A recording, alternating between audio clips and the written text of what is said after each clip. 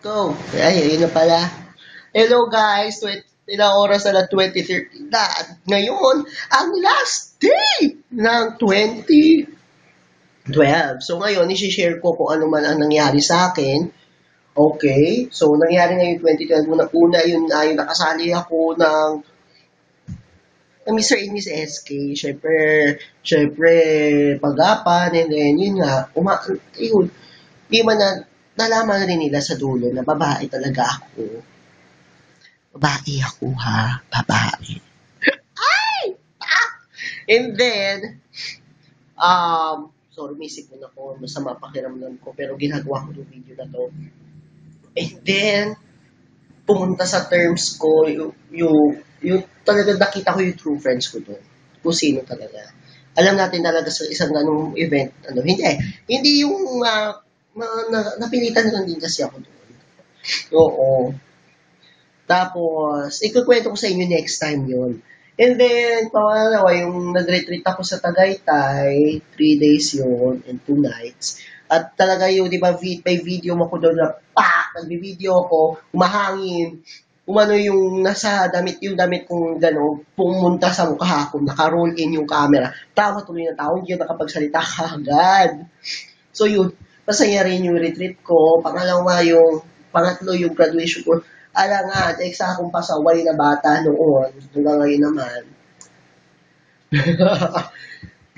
Oh my God, graduate talaga ako.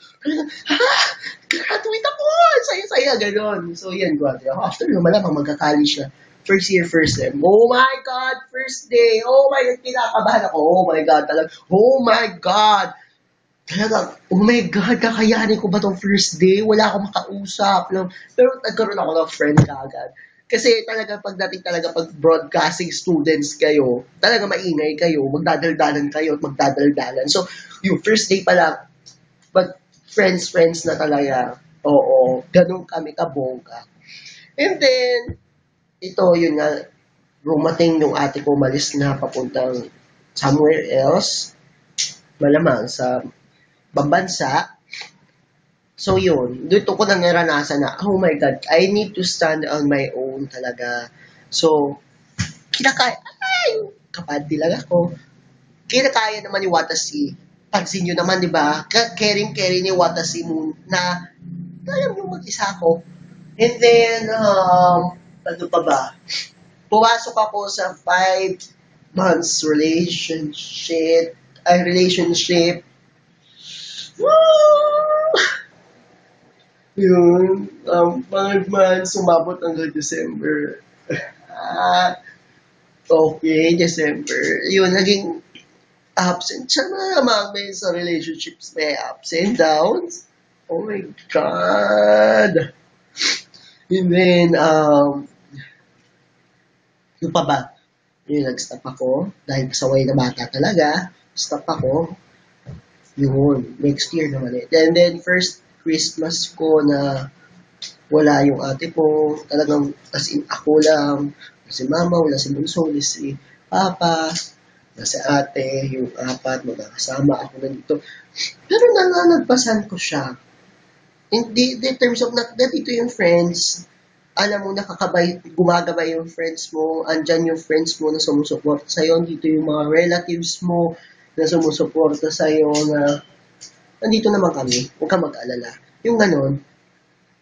Pero syempre, ito mo, yan, New Year, ako na lang talaga, nalala ko tuloy, yung kami nung ate ko, yung di makauwi yung tita ko kasi nagpuputukan. Yung pumatak yung 12, nag-iapat pa nga kami ni ate nun eh. Sabi ko, umayan, wala silang mama. Hindi ko na alam mamaya kung sino yakapin ko. Kung sino man yung makakausap ko, baka sarili ko lang. Sabi ko, Happy New Year, wala yung ate ko, wala si mama, wala si bunso, wala si papa. Dapat nga mo, sana nga may kaya ko si ex. Pero wala, di ba? Nag-break kami. Pero yan, magiging masaya yan, Try natin maging masaya, yan. Siyempre, hindi naman dapat maging malungkot parati. Siyempre, maiisip ko malungkot ako. Pero alam ko rin magsasama kami. Magsasama kami, tandaan nyo yan.